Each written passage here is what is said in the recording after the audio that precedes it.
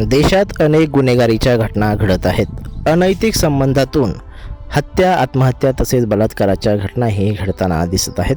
त्यातच आता आणखी एक धक्कादायक घटना समोर आली आहे। या घटनेनं परिसरात मोठी खळबळ उडाली आहे। प्रियकरासोबत पळून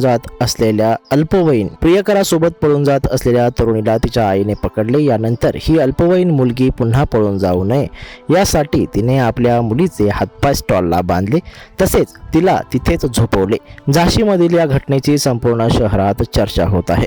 आईने मुलीला बांधून ठेवल्यावर या घटनेची माहिती आजूबाजूला होताच या ठिकाणी मोठी गर्दी झाली। यानंतर अनेकांनी या मुलीला बांधून ठेवल्याबाबत विरोध केला, तर काही लोकांनी मुलीलाच कानशिलात लगावल्या। या मुलीची आई ही शहराच्या बस स्टँडवर पाण्याच्या बाटल्या विकते। मुलीच्या आईने दावा केला आहे की अजून माझी मुलगी ही अल्पवयीन आहे। तिचे तालपुरा येथील रहिवासी असलेल्या मुलासोबत प्रेमसंबंध आहेत। दोघांना लग्नही करायचे आहे, मात्र मुलगा चांगला नाही। याआधीही दोघांनी पळून जाण्याचा प्रयत्न केला।